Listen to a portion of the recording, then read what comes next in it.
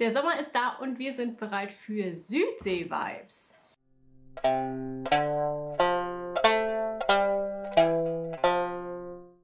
Ihr wundert euch wahrscheinlich, was diese Aufmachung hier soll. Ich habe euch, damit wir den Sommer noch ein bisschen mehr genießen können, einen Okinawa-Hit für Shamisen zurechtgemacht, und zwar Asado ya Yunta. Das Lied ist sehr gut geeignet für Anfänger bzw. Einsteiger, weil der Tonumfang relativ gering ist. Man muss nur sehr selten hin und her rutschen am Hals und wir spielen das Ganze mit der Hand. Also ohne Bachi, sondern mit den Fingern. Grund dafür ist, dass man bei der Sanshin, die man in Okinawa spielt, kein Bachi benutzt, sondern einen Fingerfortsatz, eine Kralle, und damit schlägt man die Saiten an, ne, wie mit einer Verlängerung des Fingers sozusagen. Da wahrscheinlich die wenigsten von euch zu Hause eine Shamisen und eine Sanshin haben, habe ich das Lied so aufgeschrieben, dass man es auf Shamisen ganz normal spielen kann, und zeige euch gleich, wie das mit den Fingern bei mir am besten funktioniert. Der Vorteil am Spielen mit den Fingern ist, dass man die vielen Seitenwechsel sehr viel leichter bewerkstelligen kann, als wenn man ganz normal mit dem Bachi schlägt. Wie gesagt, ist Asado ya Yunta ein Lied, das eigentlich aus Okinawa kommt. Es ist ein Volkslied und ja, es hat diesen richtig schönen tropischen Ferien-Vibe von der Melodie her. Also ich finde es sehr entspannt und ich hoffe, dass es euch gefällt. Die Stimmung für das Stück ist Honchoshi, also CFC.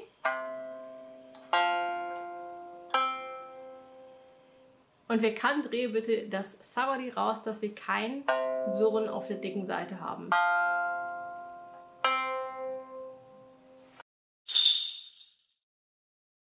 Die Noten findet ihr bei Patreon, Link unten in der Beschreibung, zum Runterladen gratissimo als PDF.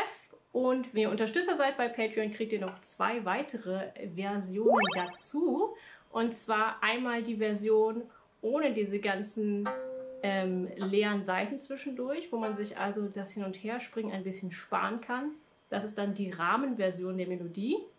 Das ist ganz praktisch, wenn einem das zu hektisch wird mit dem ganzen Hin und Her, egal ob mit Bachi oder mit den Fingern. Die zweite Zusatzversion ist die Version mit der Singstimme noch mit dabei. So, dann zoomen wir mal ein bisschen ran und ich zeige euch, wie ich die Saiten mit den Fingern anschlage. Wenn ich mit den Fingern spiele, lege ich meine Hand normalerweise am Hals ab. Das heißt, ich spiele gar nicht mit den Fingern hier, wo man normalerweise mit dem Bachi unterwegs ist, sondern ich mache es einfach direkt dort am Hals, wo es sehr bequem ist für meine Hand. Man kann natürlich überall zupfen. Ihr könntet theoretisch auch hier oben zupfen oder hier unten, aber wenn ihr hier unten seid, habt ihr keinen Halt für die Hand. Wenn ihr euch auf der Haut abstützt, dann könnt ihr die Haut unter Umständen grabbelig werden. Das wollt ihr natürlich nicht. Dann könnt ihr euch am Rand abstützen, hier unten, und versuchen, alles mit dem Daumen zu machen. Das geht natürlich. Aber hier oben ist es total bequem. Könnt ihr auch alles mit dem Daumen machen oder vielleicht mit unterschiedlichen Fingern. Ich bin meistens sehr daumenlastig unterwegs, weil ich vom Bachi her natürlich gewöhnt bin, mit meinem Daumen alles zu unternehmen. Es geht also alles, es ist alles erlaubt, und probiert einfach mal aus, was für euch gut funktioniert. Probiert das mal aus, bevor ihr euch richtig an das Stück ransetzt, zu gucken, wie ihr bequem die Saiten anspielen könnt. Wir haben alle Saiten in dem Lied, das heißt, irgendwie müssen wir an alles rankommen. Man kann das ganze Lied natürlich auch mit dem Bachi spielen. Wenn euch das zu kompliziert ist, das mit den Fingern zu machen, dann macht es ruhig mit dem Bachi. Aber durch die vielen Seitenwechsel ist es dann ziemlich viel Arbeit. Macht euch nicht so viele Gedanken, wenn ihr mal eine Seite verpasst oder nicht richtig anschlagt, denn es ist wirklich nicht so wichtig. Wichtig sind die Melodietöne. Wenn ihr genau hinhört, dann kriegt ihr auch mit, was zur Melodie gehört und was nur dazwischen gesetzt ist. Der Ort für dieses Lied ist sehr überschaubar. Und zwar haben wir die leere Seite, die 2, das Kreuz und die 4. Das Kreuz ist genau zwischen der 3 und der 4. Die 3 ist hier, die 4 ist hier. Das Das heißt, genau dazwischen, da ist die Kreuzposition. Ich nenne sie auch die glückliche 3. Ne? Das ist die traurige 3, die normale 3. Und das ist die glückliche 3, auch bekannt als Kreuz. Wir gehen mal von tief nach hoch durch, welche Töne vorkommen. Und wir fangen an auf der dicken leeren Seite. Das ist in der Notation die 0, auf der untersten Linie. Dann haben wir die 2 auf der dicken Seite. Dann haben wir Kreuz auf der dicken Seite. Dann haben wir die mittlere leere Seite, 0 auf der mittleren Linie. Dann haben wir die 2 auf der mittleren Seite. Dann haben wir Kreuz auf der mittleren Seite.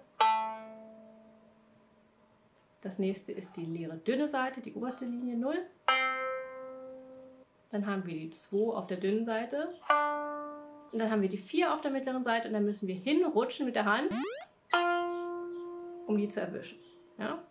Das heißt, immer wenn die 4 drankommt, müsst ihr tatsächlich diesen Sprung machen. Es sei denn, ihr wollt den kleinen Finger aktivieren und den dafür benutzen. Dann könnt ihr von der 2 mit dem Zeigefinger, mit ein bisschen Streckung, die 4 erreichen. Mache ich nicht gerne, weil es super anstrengend ist. Ich rutsche lieber das kleine bisschen und dann rutsche ich wieder zurück. Aber macht das, was für euch am einfachsten ist.